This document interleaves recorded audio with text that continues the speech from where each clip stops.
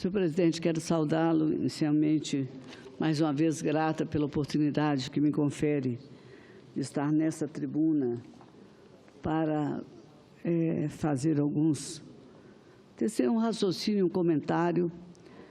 Não vou falar sobre os últimos fatos acontecidos, que eles são constrangedores para a nação. Não temos a oportunidade de votar matérias programadas e do interesse da nação brasileira. O Brasil tem pressa e é preciso fazer com que esse sentimento da pressa chegue ao coração dos parlamentares, da classe política, dos executivos que veem o Brasil capengando em várias áreas e ainda a esta altura sem ter um orçamento aprovado com apenas um item, um destaque para ser votado.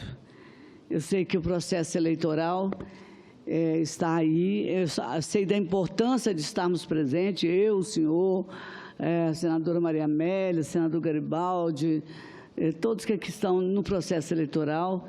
Eu mesmo tenho que pedir desculpa a vários representantes e colegas que estão disputando eleições municipais, mas quando eu abracei essa tarefa de ser líder do governo do Congresso Nacional, eu digo ao senhor que nós, em plena crise, não conseguimos e não podemos nos abstrair da realidade do que significa fazer essa casa produzir. Há poucos o presidente Renan Calheiros colocou aqui o que foi a votação de ontem e o que foi a votação de hoje. Realmente o Senado está no ritmo que o Brasil precisa e deseja. E esperamos que a casa toda consiga fazer isso. Mas, senhor presidente, eu venho aqui até com um sentimento ainda um pouco de ressaca de não ter votado ontem a matéria importante do FIES, que todos aguardavam, o Ministério, os alunos, a educação como um todo. Isso porque alguém resolveu que, em vez da pauta do Congresso Nacional, já que nós havíamos terminado a sessão aqui, e lá tinha quórum suficiente para iniciar, não colocarmos as matérias absolutamente relevantes para o Brasil, como terminar de votar o orçamento, a lei de diretriz orçamentária e votar o FIES, além de outros créditos importantes. Então, por isso mesmo, eu venho até fazer uma reflexão que se estende aqui na questão da educação. Como é que o mundo, como é que o Brasil quer pensar em prosperidade, em desenvolvimento, assentando a base das suas ações nessa inércia que nos leva a não votar matérias ao tempo e à hora desejada e ansiada por um setor tão importante como a educação. Nós precisamos do conhecimento, nós precisamos da capacidade de inovação da educação. Isso é para o povo, para o povo. Jamais uma nação vai ser desenvolvida enquanto nós não tivermos um sistema público de ensino de qualidade. É só olhar o mundo, ver o que aconteceu com diversos países e ver como é que funciona. Qual foi a base de sustentação que levou um país a desenvolver? E se nós não temos um sistema público de qualidade, como é que nós seremos capazes de ficar aqui apregoando um universo de oportunidades para as crianças, independente do lugar onde vive, das condições onde vive, quem quer que sejam seus pais, ou se ela tem ou não tem a sua família organizada socialmente? E é por isso mesmo que nós precisamos dar início a essas transformações necessárias. Para permitir o desenvolvimento do país, temos que permitir o desenvolvimento da educação. Não tem como... O mundo ensinou essa lição e nós já sabemos dela, né? Todo o desenvolvimento será sempre calçado na transformação, na sedimentação da política educacional. E nossas crianças e adolescentes já não podem esperar, são adultos daqui 5 anos, 10 anos, e o tempo perdido não se recupera. Não se recupera. Nós não podemos mais conviver com os indicadores que nós estamos sempre citando aqui, que nos envergonham tanto e que nós sentimos perante a sociedade brasileira e a comunidade internacional de que nós não somos capazes de mudá-los, reformá-los. São os indicadores que explicam o nosso atraso, as injustiças relacionadas à educação no Brasil. Como é que nós conseguiremos explicar, em 2016, 13 milhões de analfabetos? Quando estamos vendo as Olimpíadas, a abertura das Olimpíadas, coisa maravilhosa, o mundo inteiro olhando para o Brasil, olha o que o Brasil foi capaz de fazer, olha para a Olimpíada, que é importante até ressaltar que ali tinham 2 atletas que, através daquele programa Segundo Tempo, que levava o uniforme, levava as modalidades da prática esportiva para as escolas públicas, tinham 2 atletas ali que se destacaram através desse programa implantado nas escolas públicas. Eu mesmo levei para alguns municípios do meu estado. E, no entanto, ele acabou. Acabou. Muda o governo, acaba o programa. Por que acabou? Ninguém sabe explicar. Com certeza, em algum momento dessa história, houve um comportamento anômalo que mexeu com recursos públicos de forma diferenciada, houve denúncia e, ao invés de consertar o erro, nós preferimos acabar. É como o doente está doente, não sabemos o que ele tem, vamos matar o doente. Então, 2.800.000 crianças e adolescentes fora da escola, sendo mais de 500 mil de vítimas do trabalho infantil. O que nós combatemos, que temos legislações próprias para isso e até hoje ainda não conseguimos resolver. Metade de nossas crianças terminam a 4ª série do ensino fundamental sem saber ler e escrever corretamente. De vez em quando eu assisto na televisão as matérias que são feitas, matérias populares, em que os repórteres saem por aí mostrando as placas que estão. E já às vezes pergunta ao dono daquele domicílio comercial ou residencial, e estudei, o senhor fez o quê? Até o 2º grau, o 1º grau. E como que saiu dizendo ali aquela placa, aluga-se com CE no final? Onde está o erro? 54% das crianças que ingressam no ensino fundamental conseguem concluir o ensino médio até os 19 anos. Hoje, as nossas crianças estão indo para a infância com 4 anos de idade.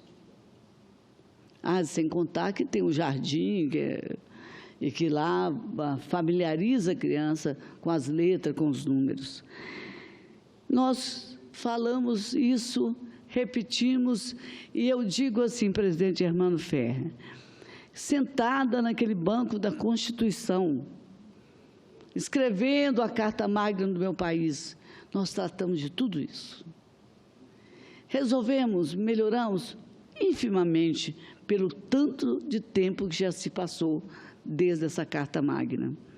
O magistério segue desvalorizado não apenas quando comparado a outras carreiras, mas também quando comparação com outros países que pertencem à Organização Internacional do Desenvolvimento Educacional, onde a média salarial do professor é 3 vezes o salário do professor brasileiro.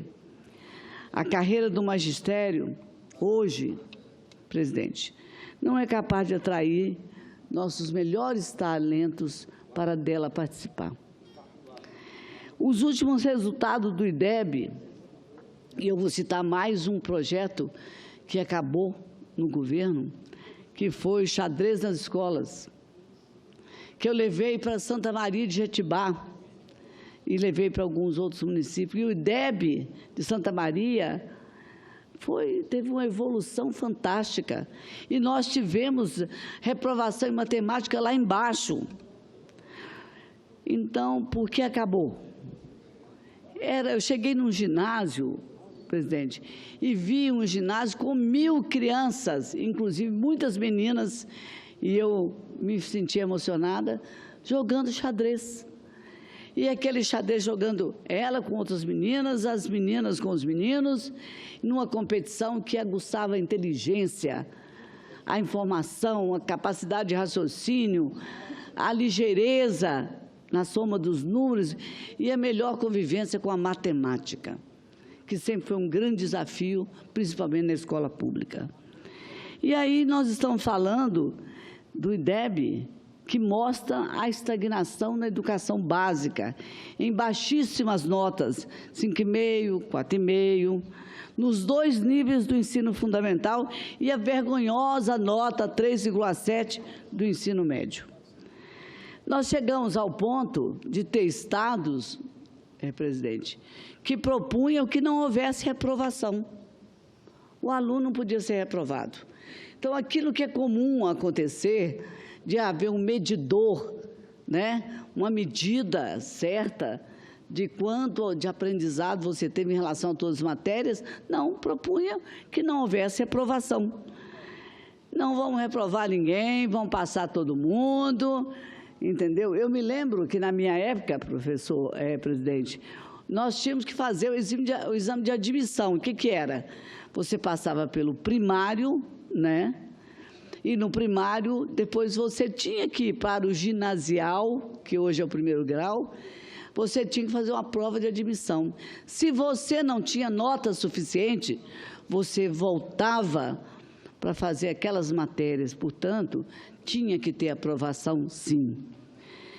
E veja bem, nós estamos jogando isso no campo da reflexão social do país, nós vamos dizer o seguinte: a taxa de desemprego entre pessoas que não concluíram o ensino médio é perto de 3 vezes maior do que aquela registrada entre pessoas que terminaram o ensino superior.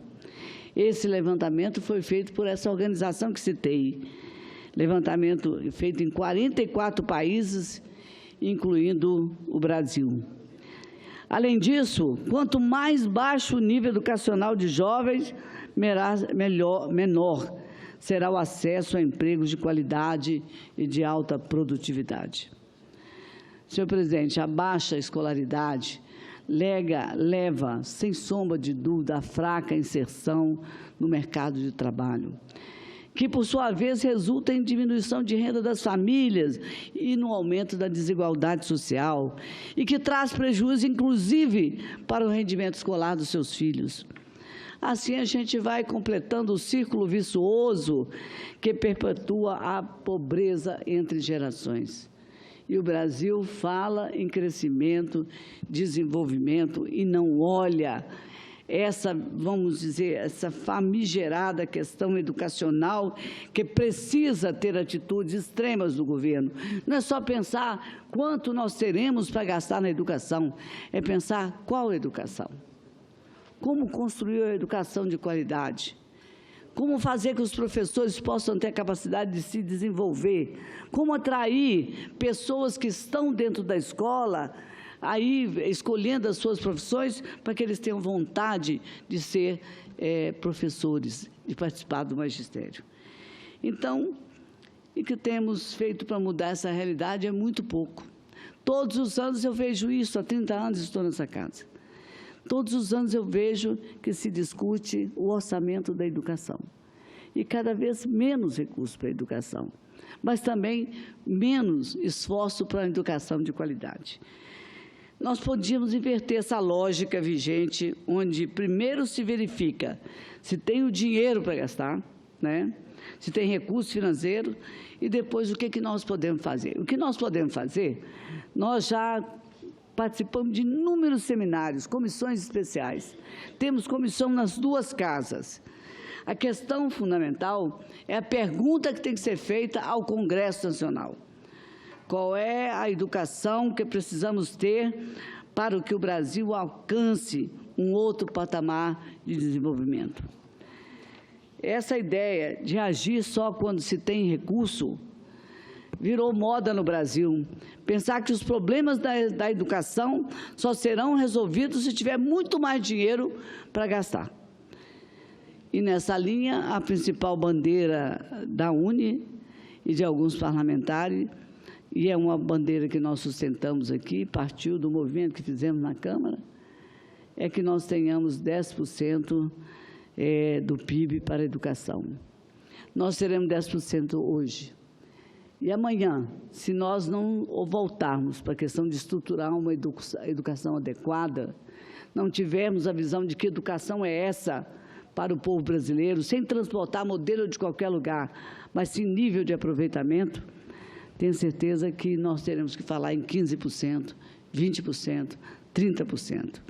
O país que investe hoje em educação está fazendo a mola propulsora do seu desenvolvimento para chegar mais adiante e falar qual é o PIB que ele está querendo ter nessa roda que tem que girar com a sustentação da educação como base e mola propulsora do desenvolvimento.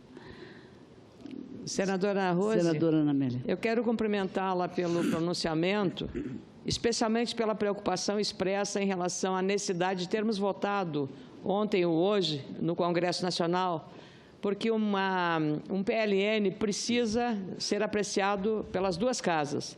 Me refiro ao PLN citado por Vossa Excelência, número 8, que trata de abrir crédito suplementar para as instituições de ensino particulares que atendem os alunos do FIES. São mais ou menos 2 milhões de alunos, estudantes universitários, que dependem desse programa, de famílias que não têm renda para custear elas próprias. Então, esse programa é um dos programas mais importantes, tanto quanto o ProUni. Então, senadora, eu acompanhei ontem, já tinha falado, mencionado ao presidente Renan Calheiros, da necessidade de votarmos, porque os reitores, especialmente da associação que une os reitores das instituições comunitárias, e o meu estado, as comunitárias são muito importantes em várias cidades, Caxias do Sul, Passo Fundo, Ijuí, Erechim, mesmo Lagoa Vermelha, através das outras unidades, várias instituições comunitárias de grande relevância. E, então, os reitores estavam apreensivos. Mas, como é um crédito suplementar, e o nosso presidente, senador Garibaldi Alves, fez uma lembrança que o crédito está aberto a qualquer tempo e isso poderá resolver o problema. Então, nós teremos no dia 4 de outubro, para essa sessão do Congresso Nacional, já que, pelas razões que Vossa Excelência expôs nesse seu pronunciamento, não foi possível ontem, nem hoje tampouco, votarmos o PLN 8, que é o que as universidades comunitárias estavam aguardando para ser votado. No caso do Rio Grande do Sul, para a senhora ter uma ideia da relevância que é, são 45 a 50 mil estudantes que seriam prejudicados. Mas eu acredito e confio que em outubro votaremos no dia 4 e teremos o atendimento disso. E aproveito para não só cumprimentá-la, mas ao nosso presidente Garibaldi Alves, saudar a presença aqui do ministro do Turismo, o nosso ministro Alberto Alves, que vamos tratar também de projetos importantes na área de fronteira, na área do turismo de fronteira. Então, faço os dois registros, cumprimentando novamente a líder do governo do Congresso Nacional pelo pronunciamento. Eu agradeço a Vossa Excelência, cumprimento o nosso ministro que aqui se encontra. E dizer, senadora Ana Amélia, já nitidamente está claro que quem tem pressa é o povo brasileiro, não é a classe política, mas vamos tentar recuperar essa votação do dia 4. Senador Eduardo Amorim, com muito prazer. Eu quero parabenizar a senadora Rose de Freitas pela manifestação nesse momento na tribuna do Senado desse tema.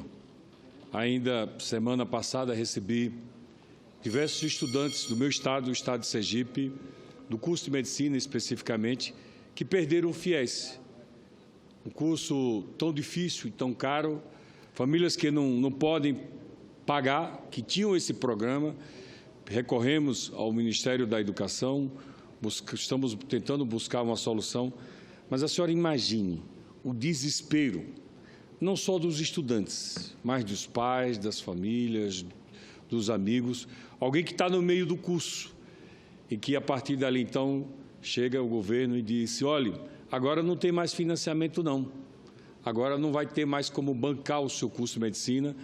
E ele argumenta, mas eu estou na metade do curso, faltam apenas 3 anos para eu concluir o curso de medicina e o Brasil precisa de mim. Tanto é que precisa que nós estamos buscando, contratando médicos em outros países muitas vezes com a formação até que a gente não sabe a qualidade dela. Então, a senhora tem toda a razão, conta com o nosso total apoio, mas digo que vivo essa angústia lá no meu estado. São quase 30 estudantes de medicina da Universidade de Tiradentes que, de uma maneira para outra, de uma forma abrupta, foi interrompido o financiamento e, portanto, vem essa angústia para os estudantes e para todas as famílias dele. Que saibamos buscar uma solução e que saibamos investir cada vez mais em educação, porque é a única solução para esse país. Parabéns pelo discurso e pela defesa da educação. Muito obrigada. Eu reitero aqui a minha esperança, viu, presidente, que no dia 4 todos estejam em Brasília, mesmo que haja o segundo turno, mesmo que as pessoas sintam necessidade premente de estar participando da política, eu também sinto. Imagina que na minha pasta tem inúmeras gravações para serem feitas, inúmeras solicitações de presença, alguns dizem assim, olha, sua presença pode definir a eleição, e eu fico pensando como é que nós temos que fazer para definir as matérias que aqui estão e que importam muito à sociedade brasileira. Então, eu queria terminar ressaltando um dado importante, que quase 98% das crianças e jovens entre 6 e 14 anos estão na escola. Esse é um cenário, sem dúvida, ideal para a gente dizer que a educação está caminhando, está no rumo. Se nós, quando fôssemos fazer a avaliação final, não percebêssemos que essas crianças estão na escola, mas não estão aprendendo. Parte delas nem lê, nem interpretar texto de tal maneira que possa ser considerado que eles estão sendo alfabetizados. É como se nós estivéssemos sendo enganados, felizes. Eu vejo as mães lutando para levar seu filho à escola, leva até lá, o trabalho que ela tem de buscar, e depois o sonho dela está realizado e na soma final se percebe enganada porque viu que seu filho aprendeu pouco ou quase nada na escola. Então, o IBGE, inclusive, considera 15,2% dos alunos com até 8 anos ainda não alfabetizados, da maneira com que eles foram colocados na escola e nas condições que estão. Eu recebi na minha casa, terminando, eu queria registrar um candidato que eu não conhecia e que todos falavam deles, o Daniel, lá de São Mateus, e todas as palavras de Daniel foram voltadas para a educação. Ele não é político, não pretendia ser, a comunidade se uniram, o fizeram candidatar, eu o conheci pela primeira vez, e eu falei com muito prazer, mas queria saber o que ele pensava. Eu não apoio candidato que não tem programa, eu não apoio candidato que tem ficha suja, eu não apoio candidato que tem prestações de conta rejeitadas. Eu luto para que as coisas sejam da melhor maneira, no meu entendimento político, transparente aos olhos da população e com comprometimento. E ele contava emocionado os lugares pelos quais ele passou e encontrava as escolas nas condições que encontrava, com as crianças estudando ali daquela maneira.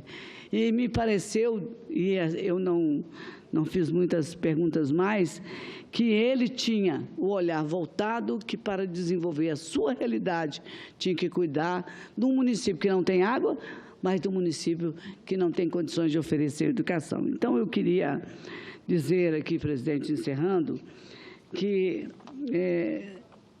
sem nenhum sentimento assim da ressaca que eu já falei de não ter votado a matéria importante da educação, mas um sentimento assim que me bate sempre, que no 8º mandato eu vi muito pouco desenvolver a educação do meu país.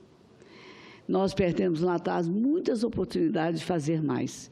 Vamos ver se daqui para frente, já que a classe política está vendo, que o povo está ouvindo, vendo, e que nada é como foi antes, há pouquinho, que era de qualquer jeito, a qualquer maneira, que a gente possa se unir todos nessa casa para fazer uma educação melhor para o Brasil, realmente, de verdade. Quando tiver seus índices de desenvolvimento se elevando, lembrar que parte daquilo veio da educação melhorada que o Brasil foi capaz de construir. Muito obrigado, senhor presidente.